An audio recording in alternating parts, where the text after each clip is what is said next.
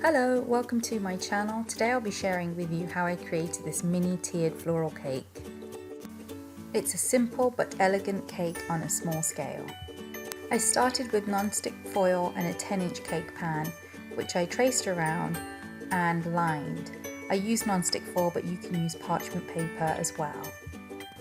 Once lined, I poured in my cake batter, which was probably around about 1 inch deep, into the pan and tapped out the bubbles. Once baked, I allowed it to cool thoroughly. This is just a simple sponge cake mix that I'm using, which I baked as per instructions and turned it out. I turned it out onto a surface and then trimmed off the dome from the top just to level the cake out.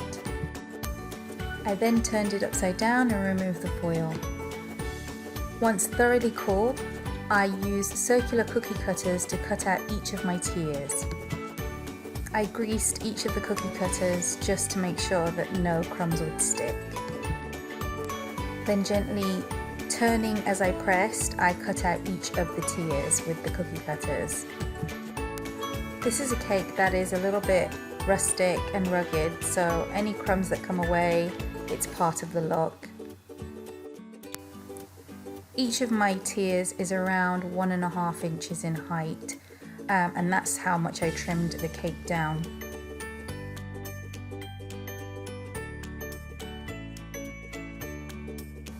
The next step was to cover the top of the cakes in fondant. I won't be covering them, I'm just using the same circle cutter to cut fondant and to lay over the top. And I've simply dyed this one in a marble purple just to get a slight effect of colour, but a lot of it will be hidden with flowers. Using sugar syrup, I am just brushing over the surface of the cake and then sticking my fondant onto the surface, and I do that with all 3 tiers.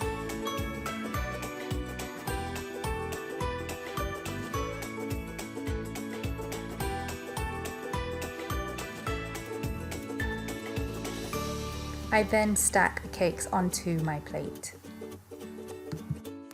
To give the cake stability, I'm going to use a straw, which I am measuring out to the height of the cakes and then trimming it.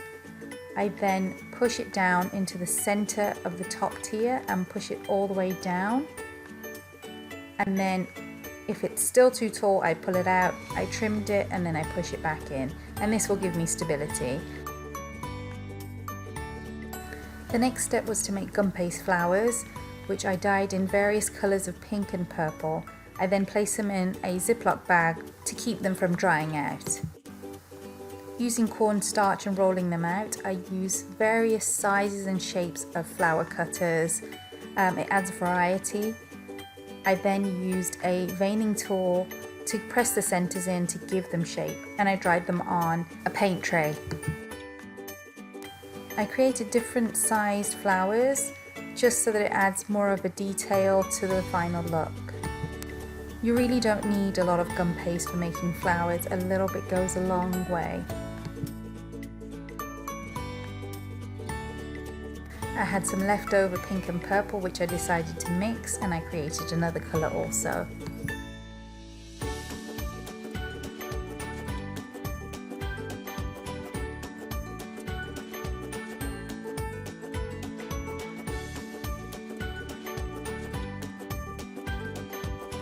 Now it's the fun part, and that is where I use yellow royal icing to glue on all my flowers, and I glue them onto the fondant that I've put on each of the tiers. It's a great surface to stick onto, and the flowers do stick well to it. I'm being very random with the placement. As long as I put a mix of every colour onto the tiers, it works out to be quite well, and I do put some on the base also.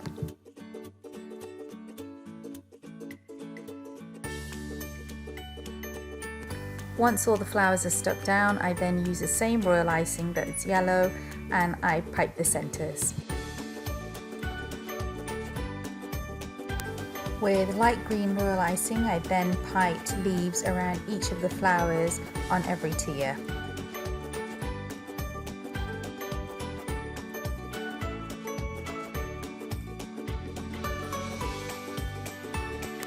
I love adding gold accents, so this was my finishing touch, and I added edible gold paint to the petals and the centers of the flowers. And that's the last of the details. I really hope you like this version of a simplified floral cake. Please be sure to subscribe and hope to see you again soon. Thanks so much for watching.